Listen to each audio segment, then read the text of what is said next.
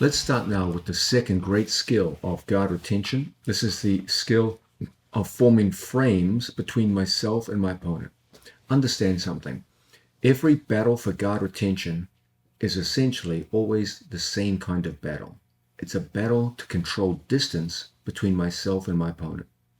When my opponent is passing my guard, regardless of the kind of pass he's using, essentially what he's looking to do is close distance. That distance starts with some kind of grip. My opponent gets to an angle, and then from there, it's a battle between his ability to bring his head and chest close to my head and chest, and my ability to resist that and recover the position of my legs. Okay? So once again, the whole cycle, the general picture of guard passing is first an attempt to get around my legs, usually through grip and angle, and then close distance between his upper body and my upper body. The most obvious way in which we get to see this battle for distance is the relationship between his head, his lead shoulder, and his chest, because those three will form a trinity of body parts: head, lead shoulder, and chest, which will determine whether he passes my guard or not. So once he's passed the barrier of my legs, it's all about this aspect of distance, measured by the position of his head relative to mine, his lead shoulder, and his chest to my chest. My ability to hold him off once he gets past the barrier of my legs comes down to my ability to form temporary frames with my arms, hands, forearms, and even the back of my hands. We'll be talking a lot more about frames in the next few segments, but that's always going to be the general picture of the battle. Once my opponent clears my legs, forms an angle on my opponent, every battle for guard retention is going to come down to that battle for distance. He's going to be looking to restrict or take away distance, and I'm going to be looking to maintain distance. If I can maintain distance, I can move my legs back into position and get back with my center line lined up with his and retain my guard. If I can't, chances are I'm going to get my guard passed.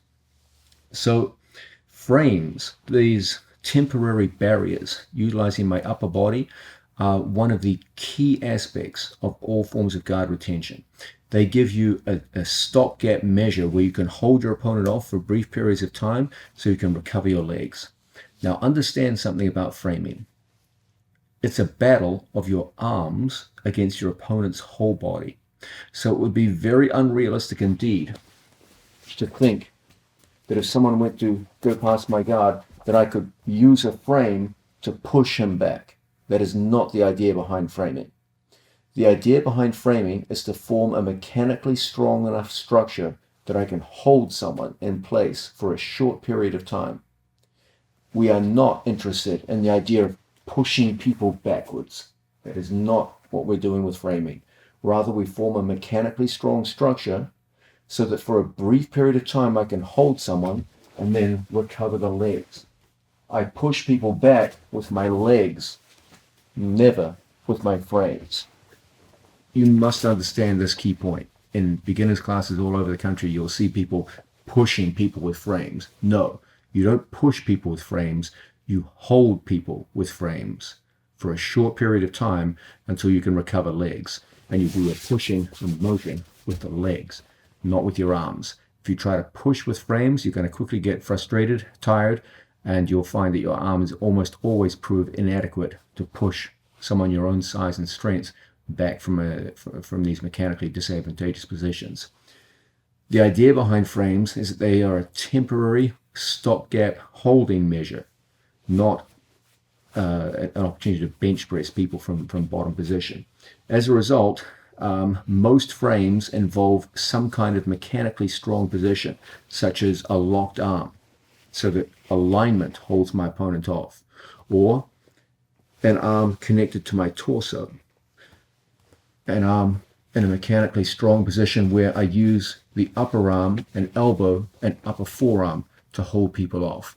So we use mechanical strength to hold people rather than muscular strength to push people. That's extremely important. I'm going to say it again. Whenever we go to form frames, we want to use mechanical strength based around principles of body alignment to hold people and then move behind those frames rather than to use muscular strength to push people back and try to put people on guard. So let's always make sure that when we go to frame, I'm going to demonstrate one kind of frame, a very basic one. We never use a bent arm in these situations and try to take a bent arm and straighten it and push people back. This will never work in competition, okay? Rather, we take them onto a straight aligned arm. So because there's alignment here, it's relatively strong structure. The arm becomes progressively weaker when my hand comes in like so. Think about bench press, where you can hold a very heavy weight for long periods of time if your arms are extended. But if you bring your arms down towards your own body, that weight soon becomes very, very heavy indeed. So we form a mechanically strong structure. We move behind that structure and we hold it just long enough that we can bring our legs into play. And it's with our legs that we start doing all of our strong mechanical work. Ultimately, we want to wrestle our opponent as much as possible with our legs. We use our frames simply as a temporary method of holding someone, and we move our body behind those frames so we can put them back in guard. These frames form, as it were, the shield of the guard retainer. When you see an incoming blow, you hold up a shield and protect yourself. Those frames form that same kind of philosophy or idea. Whenever we see an offense coming towards us in guard, there's a temporary shield, and we move behind our shield so we can realign our legs with our opponent and get back into the guard game. Now, we're talking about the skill of framing on an opponent, forming a temporary barrier once my opponent is past my legs so that we can recover our legs behind the frame and get back into the game. Understand something about frames. There are a wide variety of frames, and the single biggest determinant of which one I choose, because you have many different options, is the distance between myself and my opponent. Probably the first frame that most people make use of are those which operate at the longest distance. Okay, these will be what we call forehand frames. I have an opponent who gets a hold of my legs and starts moving to the side. There's still quite a bit of distance between myself and my opponent, so I use a forehand placed on the part of my opponent's body that is closest to me, which is his lead shoulder. Remember, this lead shoulder will be the part of his body that comes to my body first. As he comes around the corner, that lead shoulder leads the way and makes contact with my chest.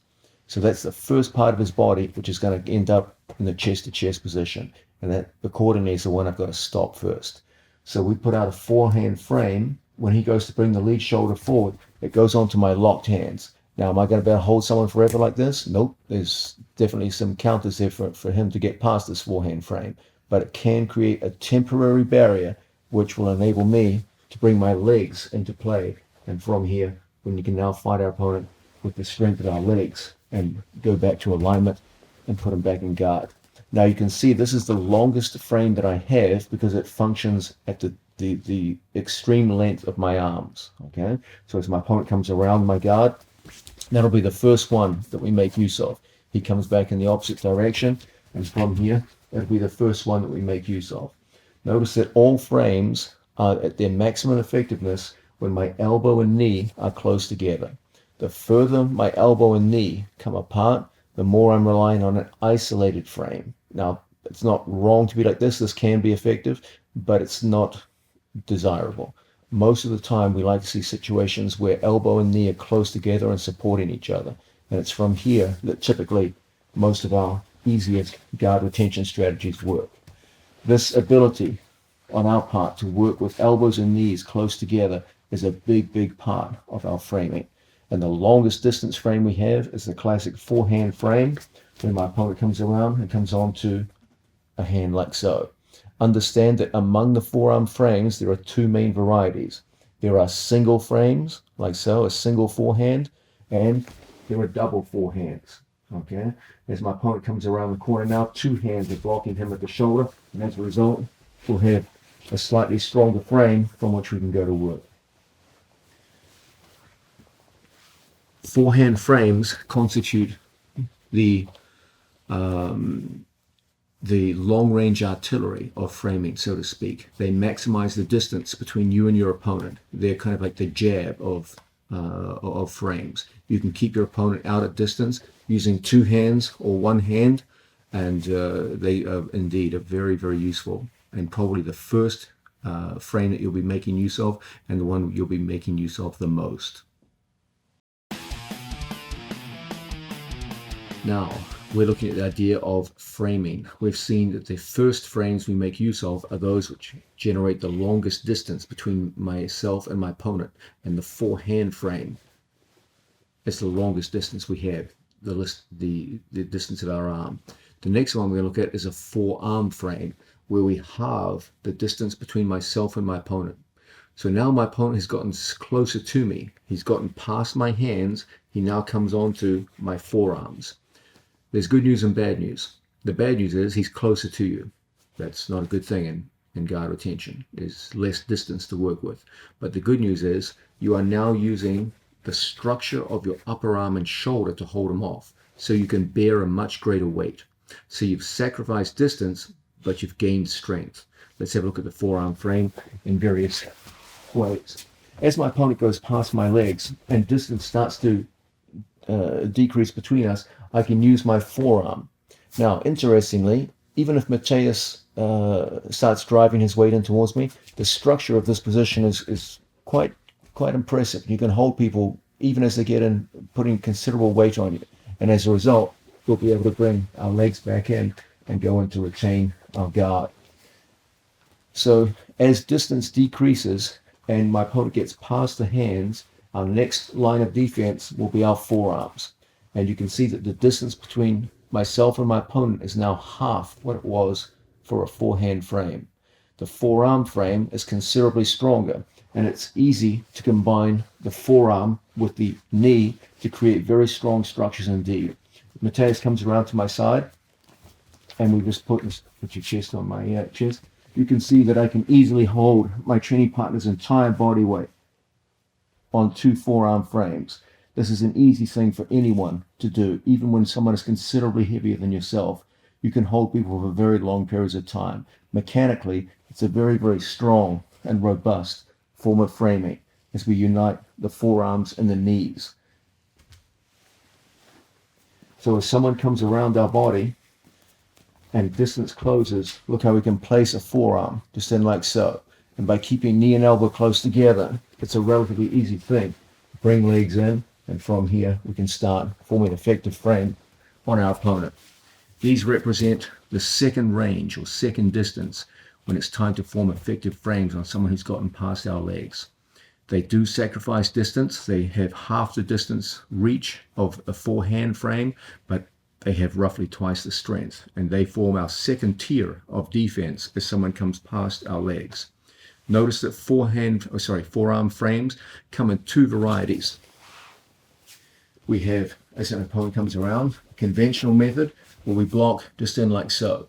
And we also have inverted methods. Someone comes in close and we can place a forearm in with the hand pointing downwards. And from here, we can go to create distance and put people back in guard.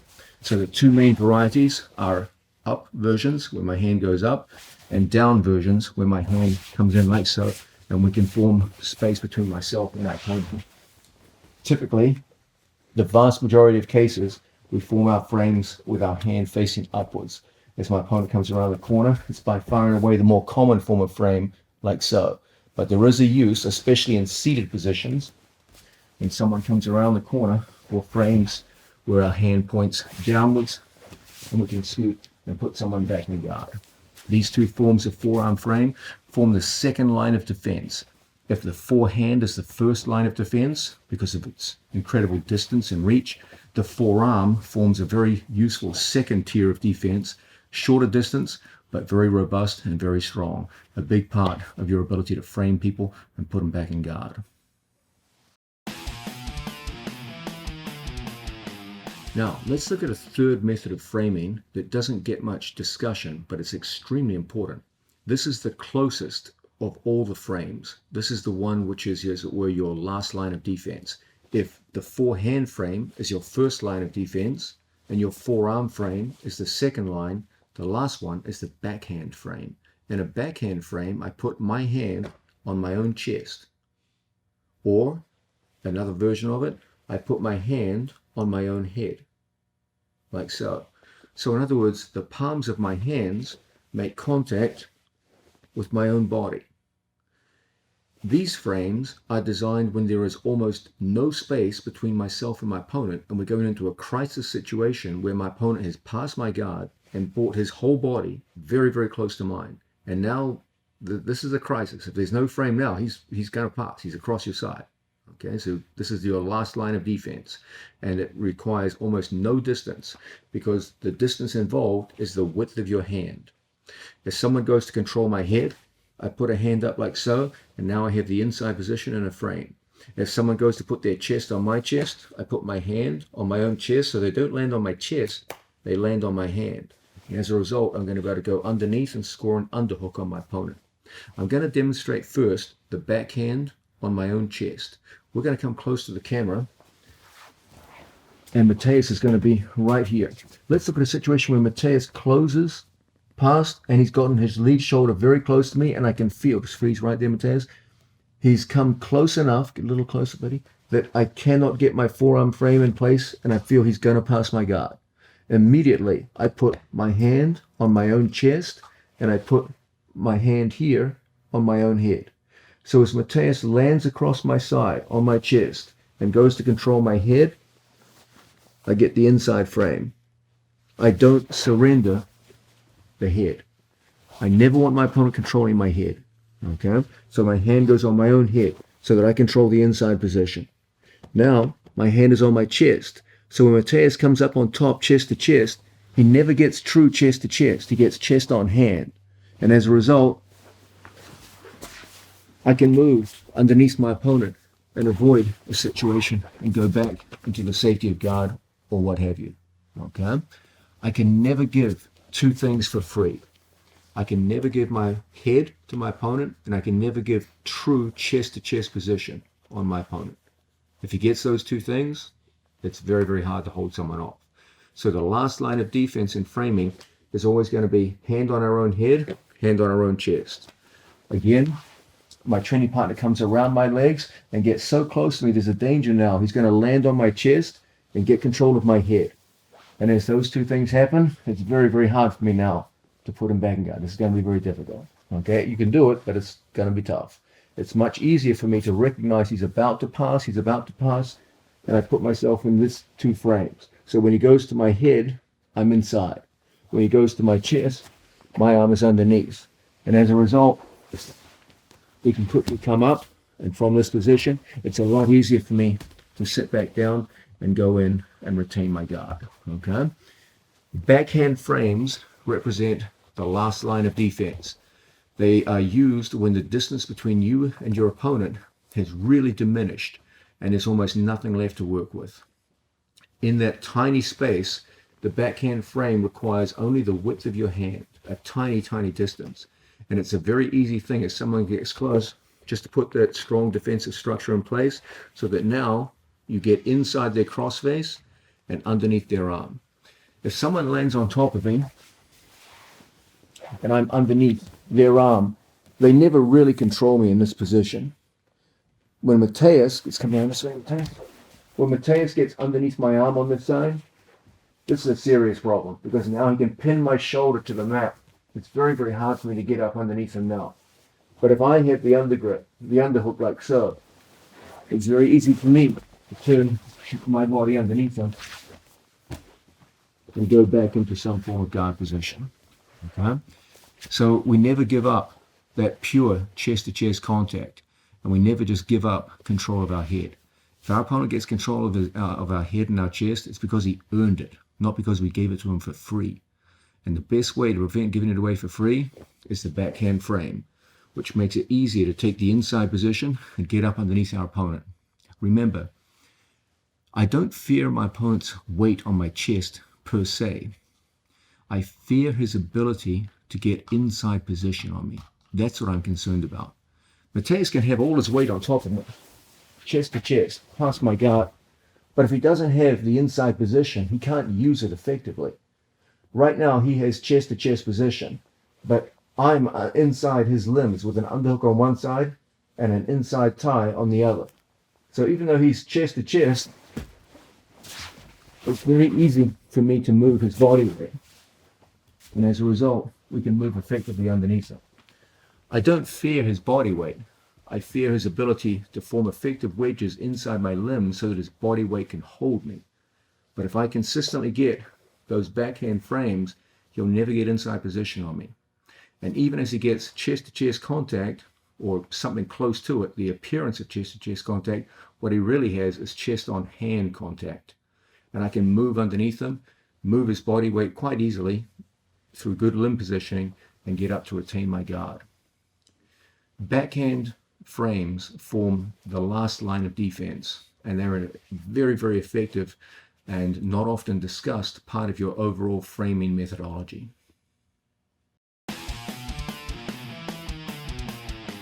Now, all the frames that we've talked about so far, forehand frames, forearm frames, and backhand frames, have been frames that ultimately I put upon my opponent.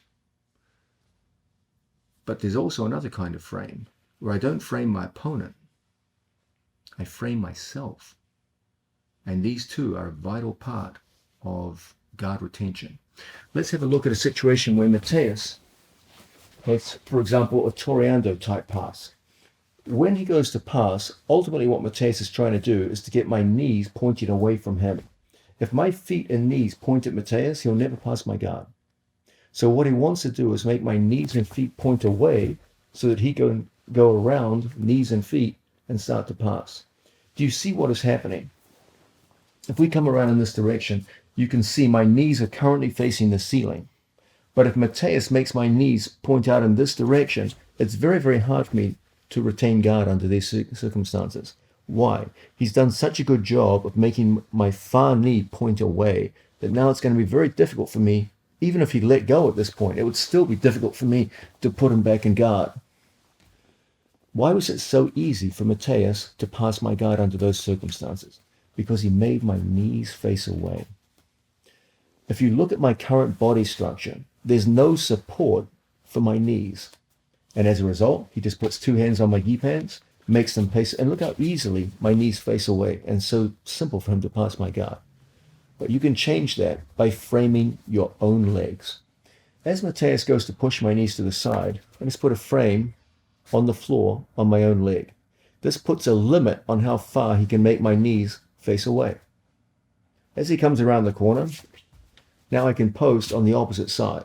So I have a post on him and a frame on myself. Now, as he goes to push my legs aside, go.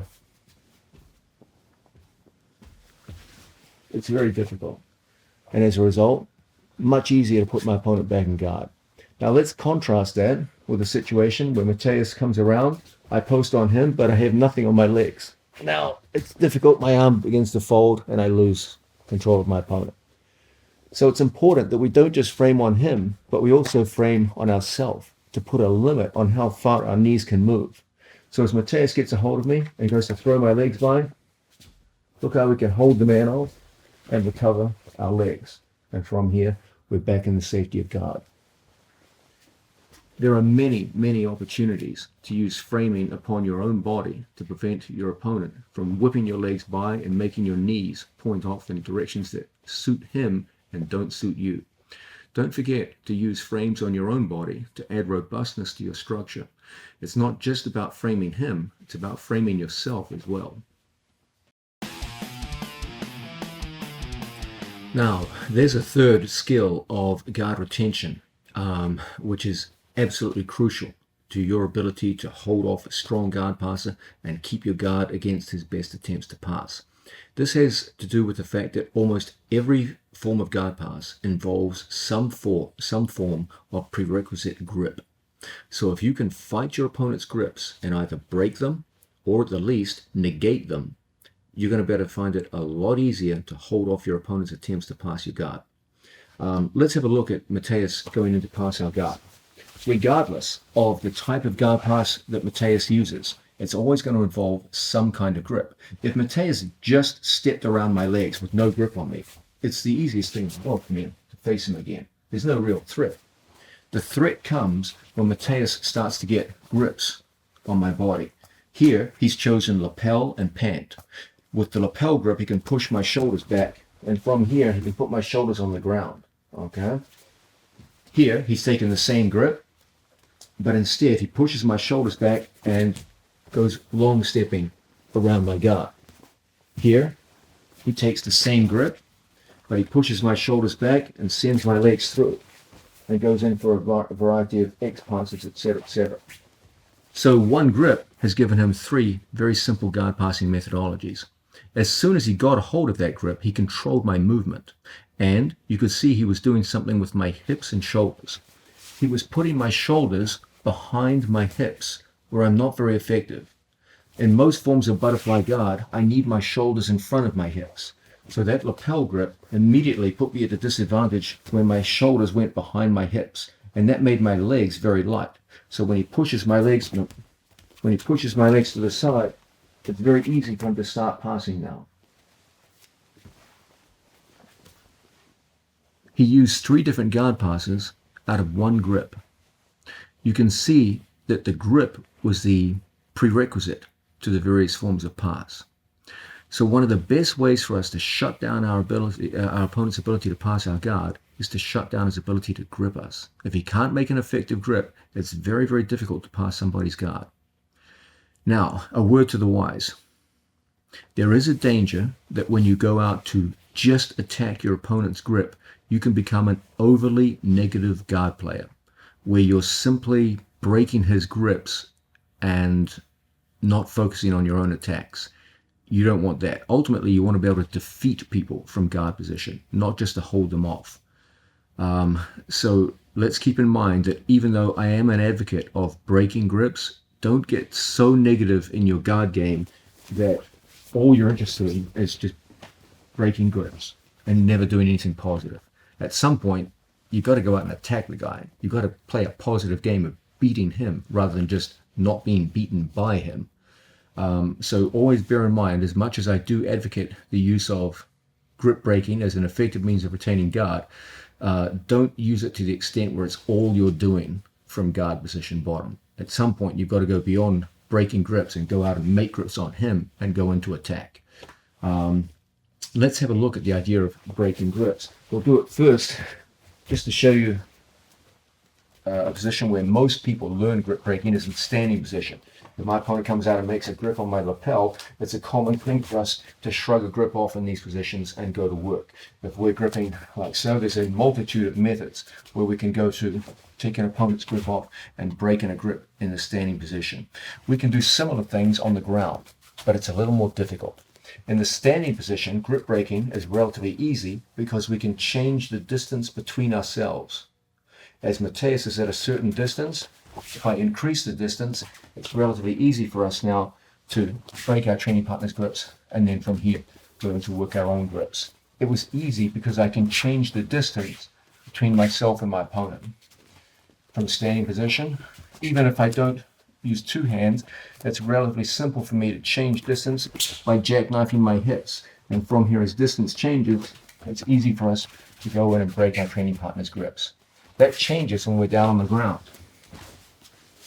On the ground, I don't have the same ability to move my body back and break grips. So typically, what you're going to find is that grip breaking at the upper body is more difficult on the ground than it is in the standing position. However, it's very easy to break grips on your pants because your pants can change distance. Well, not your pants, your legs inside your pants can change distance on the floor. So say, for example, Mateus has a hold of my gi pants, okay? It's not a difficult thing for me to get a hold of my training partner's legs like so, and I can change the distance by pulling with my hands and pushing with my legs. And as a result, grip breaks with the legs are relatively simple. Even if we're static down on the floor, someone goes from 2 knees to grab a hold of my gi pants, it's not a difficult thing to break the grips on the gi pants just by pulling out like so, okay? Pant grips are relatively easy to break from guard position. However, upper body grips can be very difficult because I can't change distance between myself and my opponent now. When he gets a good grip here, it's much more difficult to break from here than it would be from standing position, where I can move back and away from my opponent. Okay? So a good rule of thumb, this is a rule of thumb, it's not an iron cast rule, but a good rule of thumb is that if someone goes to grab my gi pants, I will often go to attack grips because they're relatively easy to break. Even if my opponent gets a good bunch of cloth in here, okay, it's not that difficult for me to come through and break a grip on my gi pants. However, if someone goes to grip here, rather than using very difficult to employ gi breaks up here, I would rather learn to negate upper body grips. Okay, so as my opponent goes to pass in situations like this, I will use a foot inside my training partner's bicep.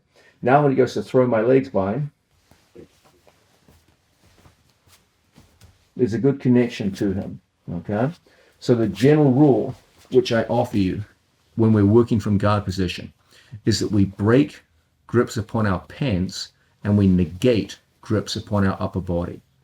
In the standing position, we use breaks on the upper body because we can change distance between ourselves and our opponent. But that's impossible when we're working from guard position. So as a general rule, we tend to negate upper body grips when we're in bottom position guard, and when those grips are on the upper body, and we tend to break grips on the pants. So if we have an opponent here, he goes into Toreando. If I'm intimidated by the grip that he has, one good method here is going to be to break those grips. Look how I can pull with my hand and break my training partner's grip, and then from here we go into various forms of attack on our training partner. Okay, but if he has an upper body grip here, it would be unrealistic for me to try and break a grip under those circumstances. So a better way for us to act here might be to simply negate our training partner's grip. So now when he goes into a knee slice or what have you, it's going to be difficult because we have the inside position on our training partner's bicep like so. So the general rule which I offer you from bottom guard position, we can break, you don't have to, but you can break pants upon your, grips upon your pants, but it's much more difficult to break grips on your upper body and lapels. So we tend to negate upper body grips and break lower body grips. That's a good rule of thumb for you to use when it comes time to negating and breaking the various grips that your opponent will use against you, and you're looking to maintain your guard. I'm sure you've been playing jiu-jitsu long enough to look around the gym or look at footage of great guard players, and you see something very, very obvious. You see that people who have good guard retention always seem to know something. They know when they should be defensive and they know when they should be offensive. And you can always see a beginner in the gym and you see them going for an offensive move when really they should be in a defensive mindset. And as a result, they quickly and easily get their guard passed. What's the difference? Why is it that some people can feel a situation or sense a situation and they know that this is a time to be defensive and focus on guard retention, and then another situation they know that it's the right time to be offensive and they go out and attack their opponent? Why do they never get confused, whereas beginners always seem to get confused and as a result quickly get their guard passed?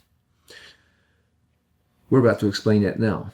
What I want to give you is a very easy to understand guide as to when you should be in an offensive mindset from guard position and when you should be in a defensive mindset.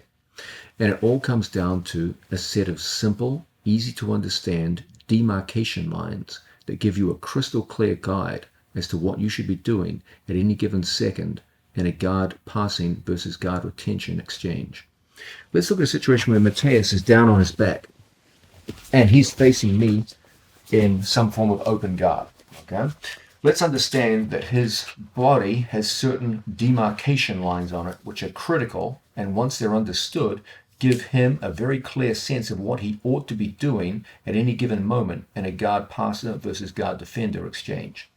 The first line of demarcation has to do with distance, and this is my opponent's toe line. This is the line that joins Mateus's two toes. Okay, what's the importance of this toe line? It governs the distance between myself and my opponent. I, as the guard passer, have to take into account the toe line as the first barrier to which I need to come forward. And it will govern the relationship between myself and my opponent. If I step clumsily beyond the toe line, too quickly, unsupported, my opponent easily gets inside position, forms a connection to my body, and now he's in an offensive mindset. He can go into attack me. Okay? If I clumsily step inside, I give him De La Riva guard, connection, and now he's ready to start attacking me. Okay? I overstep a critical boundary, this toe line, and I gave him easy connection to my body and offensive possibilities as a result. So as a passer, I use the toe line as the fundamental measure as I come towards my opponent and start putting grips on my opponent, whether they be gi grips or no gi grips or what have you. Okay, and it's my first fundamental measure. Another critical demarcation line is Mateus's knee line. The knee line is particularly interesting because unlike some of the other lines of my opponent's body, the knee line and toe line can rapidly move and change. Okay, the knee line is interesting because of its relationship with another critical line of my opponent's body, the hip line, the line that joins my training partner's two hips. The hip line will ultimately turn out to be probably the single most important measure in all of guard passing. Okay, we're going to be coming back to it very soon. But let's first investigate the relationship between Mateus's knee line and Mateus's hip line.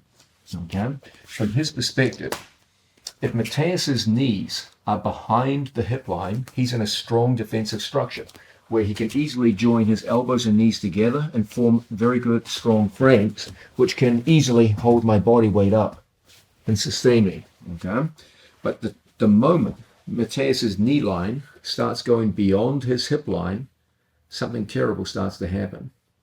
Chest exposure. And that chest exposure can be used by a guard passer to generate a strong guard pass. Okay? So as the guard defender, Mateus has to be very conscious of the relationship between his knee line and his hip line. And he has to be conscious of the fact that he's taking a risk as the knees extend past the hip line. Now that risk may be quite acceptable if he has a good connection to me. So if he has, for example, De La Riva guard, that's a good form of connection. And if he has a lapel grip, it's also a good form of connection. And so it's safe for him now to take a risk with this leg and extend it beyond his hip line. But if Mateus had no connection to me and he started extending his legs, it's so easy from here for me to whip past his legs and start going on the attack. So you can see the relationship between knee line and hip line is very, very important for the guard defender. In general, the less connection that Mateus has to me, the more he has to keep his knee line above his hip line. And the more connection he has to me, the more he can start taking risks and extending his knee line out beyond his hip line. So this is another very, very important line of demarcation to understand as the guard retainer or guard defender. Now, I said earlier that of all the lines of demarcation, arguably the most important is the hip line. Okay? Why? Because the hip line is the fundamental measure of whether or not you have passed your opponent's guard or not.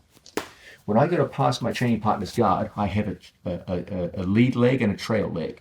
If my lead leg steps beyond my opponent's hip line, it doesn't mean much. It doesn't have a lot of significance because my opponent can still tie into my body. He can easily go into a gi. He's got Ashigarami variations, X-guard variations, all kinds of things he can do. But I have two legs. And if my lead leg passes the hip line and then my trail leg passes the hip line, now you got a serious problem. Okay? Once my trail leg either goes here, knee on his belly, or knee on the floor, you are officially in a very, very strong guard passing position. If I can combine my trail leg past his hip line and chest-to-chest contact and hold this for 3 seconds, you have officially passed your opponent's guard. So the hip line is the fundamental measure. It's the relationship between my trail knee and his hip line. If my trail knee gets to his hip line and my chest gets to his chest, and you hold it for 3 seconds, you've passed his guard. So the whole battle of guard retention versus guard passing is the battle of my trail knee and his hip line. Understand that, and you'll understand what's going on in the dynamic of the guard pass. So as we work in situations here, this is a critical situation for Mateus. My trail knee is on his hip line. The only thing between me passing him now is this distance between his chest and mine. This is the time for Mateus to start putting on emergency frames.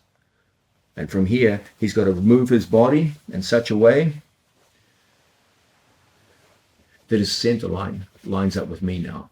And I'm no longer parked on his hip line. As much as possible, I want to create situations in all guard passing where I threaten my opponent's hip line. That's my measure. I'm always looking to get my trail leg to his hip line. Okay? The hip line represents the single most important demarcation point in all of guard passing. And my goal, regardless of whether he's seated or standing, is always my trail leg to his hip line. If I get there, I'm immediately putting my opponent under extreme threat. And he has to react to this. He cannot accept this. From here, he's got to start bringing legs back in, doing whatever he wants to invert or what have you, and put me back in guard. Now, so far, I'm just standing up the test. All the lines is facing the camera. All the lines we've looked at have been horizontal lines. They were lines at the toes, lines at the knees, and lines at the hip. Okay? There is another horizontal line that we'll just look at now, the shoulder line. Okay, lying down, Mateus. The shoulder line is important for various forms of toreando passing, where sometimes we'll go past the hip line and we'll step over the shoulder line, like so we can rotate our training partner's body. And this has a specialized use in various forms of toreando passing. All these lines, back up, Mateus, are horizontal lines. So we had toe line, knee line, hip line, and shoulder line. Now there are also vertical lines, which are extremely important. Okay, the most obvious one is center line. Ultimately, the goal of the guard defender is always to align his center line with his opponent. And if you can do that, no one's ever going to pass you guard.